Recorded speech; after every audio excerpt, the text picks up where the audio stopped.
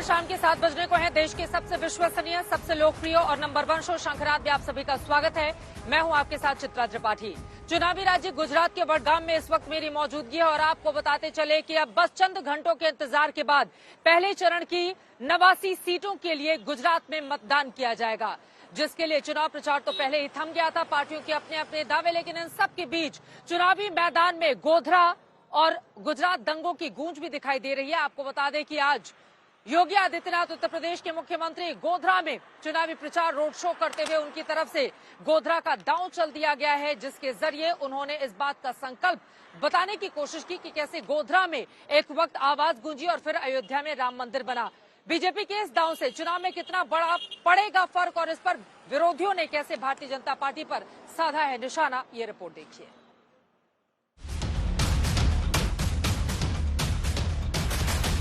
20 वर्ष पहले इसी गोधरा में राम भक्तों को अयोध्या में राम मंदिर निर्माण के लिए अपने आप को बलिदान देना पड़ा था। गोधरा की उन्हीं गलियों में उत्तर प्रदेश के मुख्यमंत्री योगी आदित्यनाथ का काफिला निकला है 2002 में जो गलियां गर्दिश में।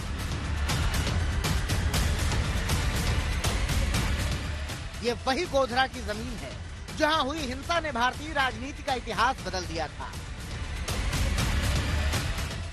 उन्हीं गलियों में बीजेपी का यशगान गाने पहुंचे हैं योगी आदित्यनाथ।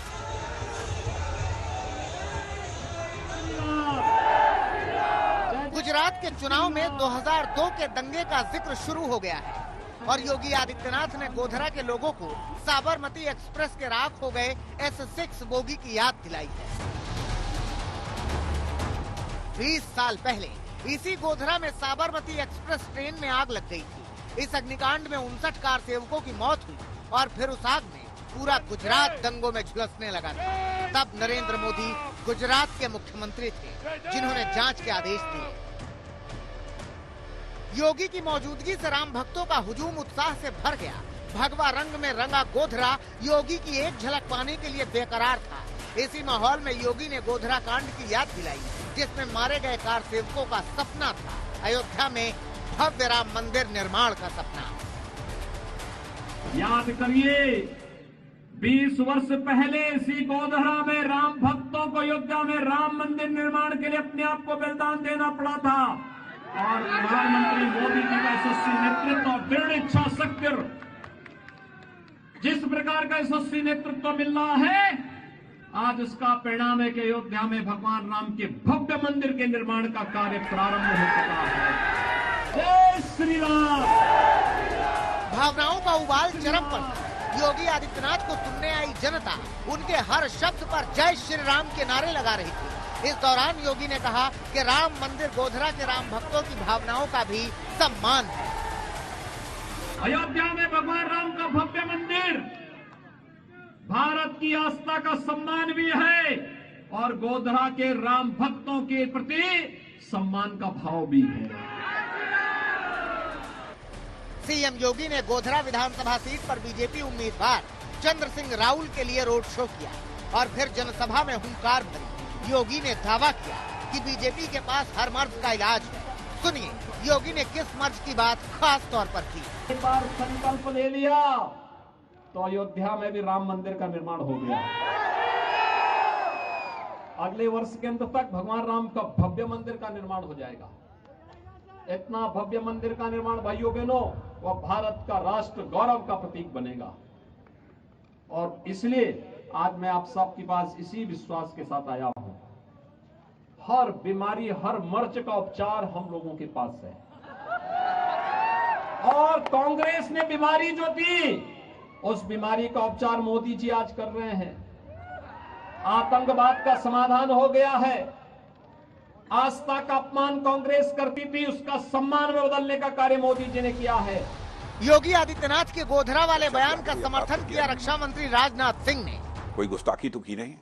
गोधरा कांड हुआ था, बहुत ही दुर्भाग्यपूर्ण था, बहुत ही दुखद था, लेकिन देखिए उस समय के मुख्यमंत्री मोदी जी ने ऐसी परिस्थितियां पैदा कर दी कि उसके बाद एक भी दंगा कहीं पर गुजरात में नहीं हुआ है। गोधरा सीट पर बीजेपी ने सीके राहुल जी को फिर से उतारा है, जो कांग्रेस से 2007-2012 में विधायक बने। बाद में बीजेपी में शामिल हुए और 2017 में भी विधायक चुने गए। कांग्रेस ने उनके खिलाफ रश्मिता बेन चौहान को उतारा है। वहीं AIMIM ने हसन शब्बीर को टिकट दिया है। आम आदमी पार्टी ने राजेश भाई पटेल को टिकट दिया है। इस सीट पर लगभग 2,79,000 मतदाता हैं, जिनमें से 72,000 मुस्लिम हैं। गुजरात की 14 में से एक सीट गोधरा भी है, जहां ओवैसी ने अपना उम्मीदवार उतारा है और एक बड़ी सभा भी की थी और आफताब के मुद्दे पर असम के CM के बयान का विरोध भी किया था।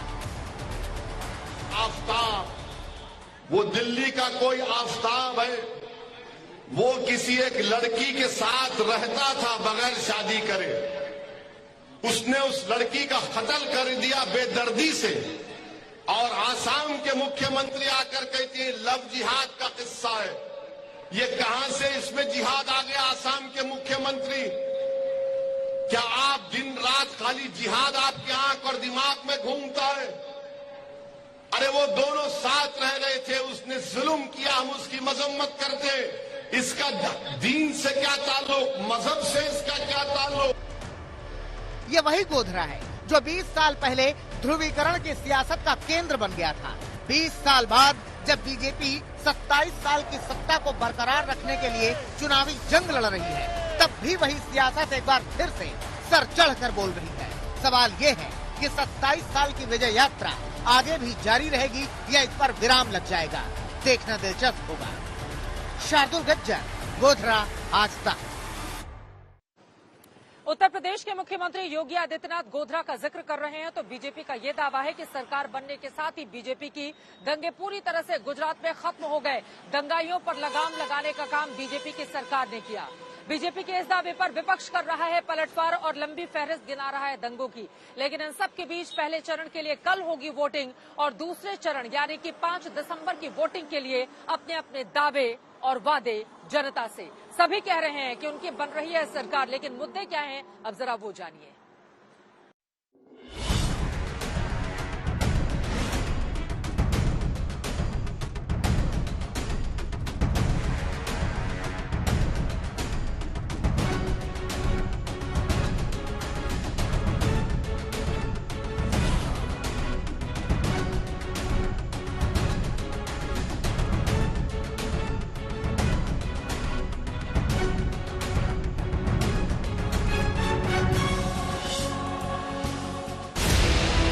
पहले चरण के मतदान में बस एक रात का समय बचा है, मगर मतदान से पहले सभी दलों ने अपनी पूरी ताकत झोंक दी। कोई गली गली प्रचार कर रहा है, कोई रोड शो के जरिए जीत का दम भर रहा है। जिसकी तरकश में जैसे भी तीर हैं, वो विरोधियों पर आजमा रहे हैं। मतदाता को लुभाने के वादे हो रहे हैं, बेहतरीन करने के इरादे बताए जा रहे हैं, मगर इन सब के बीच गुजरात की राजनीति में गूंजा है 2002 के दंगों का मामला। बीजेपी दंगाइयों को सबक सिखाने की हुंकार लगातार भर रही है। 2002 में कांग्रेस आदत पाड़ी थी એટલે રમખાણ થયા હતા, પણ 2002 માં એવો પાઠ શીખવાડ્યો કે ખોડ ભૂલી ગયા। 2002 થી 22 સુધી નામ ના લે સાહેબ। ગુજરાતની અંદર કોમી હુલ્લડો કરવા વાળાને કડક હાથે પગલા ભરી ગુજરાતની ભારતીય જનતા પાર્ટીની સરકારે ગુજરાતમાં अखंड शांति की स्थापना की।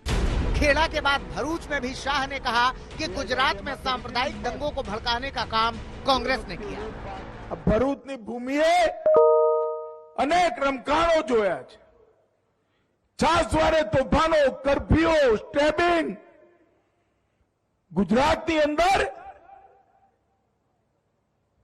मामलो ठारे ज ना पड़वा दे तो विकास क्यांथी थाय? મને એક વાત કહો, છેલ્લે 2002 માં આ લોકોએ છમકલું કરવાની હિંમત કરી હતી। 2002 માં કરી હતી ને હિંમત, એ વખતે એવો પાઠ ભણાયો, વીણી વીણી સીધા કર્યા, જેલમાં નાખ્યા, તો 22 વર્ષ થયા, હજી સુધી એકે વાર कर्फ्यू નથી નાખવો પડ્યો। ભાઈ, એકે વાર कर्फ्यू નથી। कांग्रेस का आरोप है कि योगी और अमित शाह ध्रुवीकरण कर रहे हैं। वहीं अमित शाह के इन बयानों का जवाब ओवैसी ने भी दिया। भारत के होम मिनिस्टर से कहना चाहूंगा कि आपने 2002 में जो सबक सिखाया वो सबक ये था कि बिल्किस को रेप करने वालों को आप छोड़ेंगे।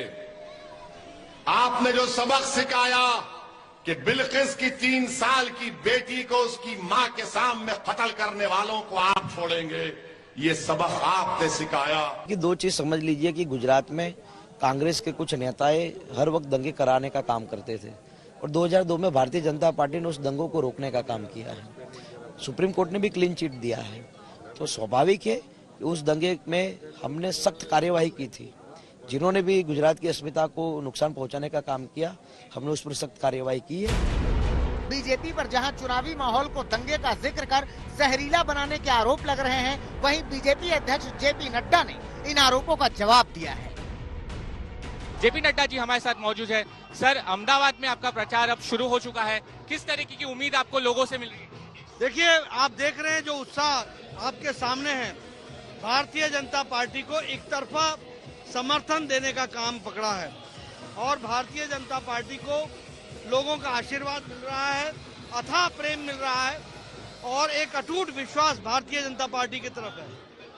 जो इलाके से आप प्रचार कर रहे हैं, पूरा रोड शो चल रहा है, ये थोड़ा मुस्लिम बहुल इलाका है, तो इस इलाके से आप किस तरीके की उम्मीद कर रहे हैं? सबका साथ, सबका विकास, सबका विश्वास, सबका प्रयास, सबको साथ लेकर के चलने की हमारी इच्छा है। हमारी इच्छा शक्ति के आधार पर लोग हमारे साथ जुड़े हैं और आप देखेंगे सब तरफ एक तरफा फैसला। ये आप देख रहे हैं उत्साह, ये उन्हीं का उत्साह है, कोई मैं बाहर से लेके तो आया नहीं हूँ।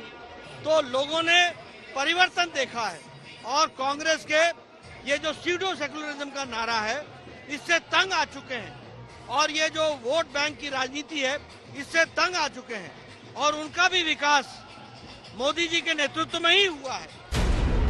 पिछले 27 साल से गुजरात में बीजेपी की सरकार है। हर बार उसकी सीट कम होती जा रही है। इस बार उसने 150 का लक्ष्य रखा है, जबकि 127 से ज्यादा सीट उसे कभी नहीं मिली। बीजेपी की माने तो कांग्रेस अस्तित्व बचाने की लड़ाई लड़ रही है और आम आदमी पार्टी सिर्फ अपनी उपस्थिति दर्ज कराने आई है।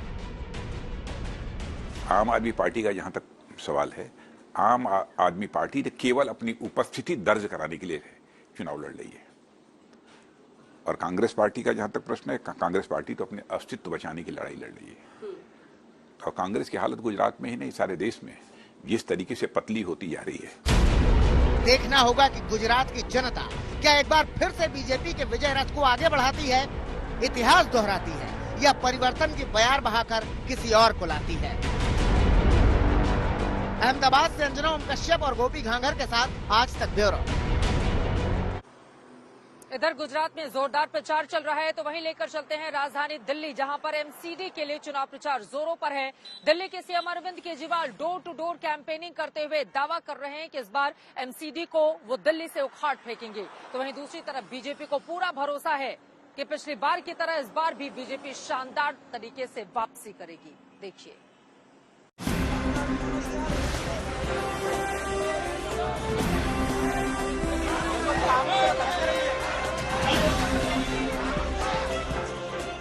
केजरीवाल ने एमसीडी चुनाव के लिए दिल्ली की जनता का दरवाजा खटखटाया तो कुछ इस अंदाज में सवालों का सामना करना पड़ा। कैसी हो? आप कैसे हो? मैं बहुत अच्छा हूँ। आपने मफलर भी नहीं पहना। अरे ठंड नहीं आई। सर एक फोटो ले लो, लाओ मैं लेता हूँ। मफलर मैन के नाम से मशहूर केजरीवाल से महिला के इस सवाल ने वहाँ मौजूद लोगों के चेहरे पर मुस्कान लाई।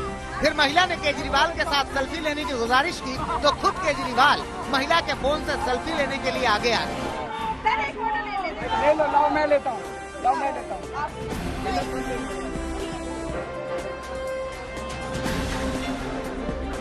आ गई ना सबकी? केजरीवाल ने गलियों का रुख किया तो जनता की भीड़ देखकर एमसीडी जीतने का दावा ठोकने लगे, बीजेपी को चुनौती दे डाली। उधर एमसीडी चुनावों के लिए बीजेपी लगातार बड़े बड़े ऐलान कर रही है। एमसीडी चुनाव प्रचार के बीच केंद्र सरकार ने दिल्ली के लिए 2041 का मास्टर प्लान रखा, जिसमें अवैध कॉलोनियों का कायाकल्प और पक्के मकानों की बात कही गई है।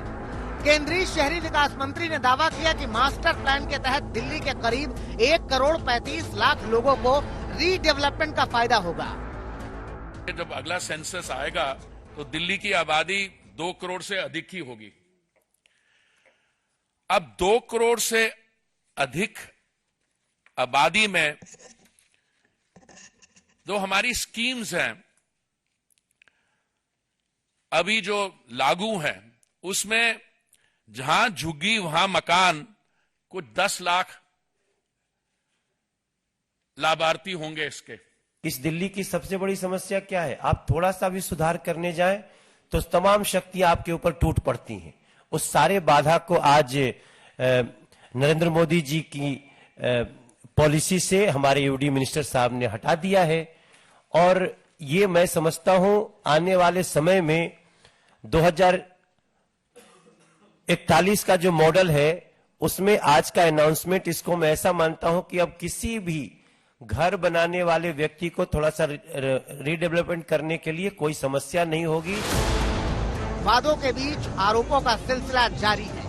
आम आदमी पार्टी बीजेपी पर सवाल दाग रही है तो बीजेपी आम आदमी पार्टी के दावों का पोस्टमार्टम कर रही है। मगर आज मुझे बताते हुए बहुत तकलीफ हो रही है और आप लोग भी रिसर्च कर सकते हैं। इस प्रकार का कोई बिल जिससे कि मोहल्ला सभा उसको शक्ति मिले, जो वादा केजरीवाल जी ने किया था वो आया नहीं। दिल्ली नगर स्वराज बिल ये आज तक नदारत है। सोसाइटीज में जाओ, हर जगह लोगों की शिकायत ये है कि हमारे काम नहीं हो रहे एमसीडी के। हमारा तो एमसीडी में काम नहीं हुआ। एमसीडी ने पिछले 15 साल में हमारे इलाके में कोई नहीं काम किया। पूरा उनका उठाना वो नहीं उठाया। उसके अलावा कोई काम नहीं किया सिवाय लैंडर पैसा वसूलने के लिए सबके। इस बीच कांग्रेस की ओर से मैनिफेस्टो जारी किया गया, जिसमें कूड़ा, गंदा पानी, दिल्ली दंगों जैसे मुद्दे को उठाया गया है। दिल्ली में दंगे होते हैं तो मौन हो जाते हैं। चुने हुए दिल्ली के मुख्यमंत्री जब गरीब के घर बुलडोजर चलता है तो मौन हो जाते हैं। चुने हुए मुख्यमंत्री दिल्ली के जब जंतर मंतर पे सर काटो के नारे लगते हैं तो मौन हो जाते हैं। और चुने हुए मुख्यमंत्री दिल्ली के जब गुजरात में जाके स्वांग रचाते हैं तो 11 बलात्कारियों की रिहाई पर मौन हो जाते हैं। यह है असली चाल चरित्र और चेहरा। दिल्ली में एमसीडी चुनाव प्रचार अपने आखिरी दौर में है, जिसमें हर पार्टी ने अपना पूरा जोर लगा रखा है। आशुतोष मिश्रा और सुशांत मेहरा के साथ आज तक ब्यूरो। दिल्ली की एक और खबर आपको दिखाते हैं। आम आदमी पार्टी की ओर से चुनावी मैदान में उतरे एक शख्स का वीडियो वायरल है, जिसको लेकर आम आदमी पार्टी से बार बार सवाल पूछे जा रहे हैं। चुनाव में उतरे प्रत्याशी का गन के साथ ये वीडियो आप देख रहे हैं तस्वीरों में दिख रहा शख्स आम आदमी पार्टी के स्वरूप नगर प्रत्याशी जोगिंदर सिंह उर्फ बंटी है। नशे में धुत बंटी नाच रहा है, जेब से रिवॉल्वर निकालकर कैमरे के सामने लहरा रहा है। वीडियो संज्ञान में आने के बाद स्वरूप नगर थाने में बंटी के खिलाफ आर्म्स एक्ट के तहत मामला दर्ज हुआ है। बंटी पर कानूनी कार्रवाई की जा रही है। इस वीडियो के वायरल होने के बाद आम आदमी पार्टी की ओर से कोई प्रतिक्रिया अब तक सामने नहीं आई है।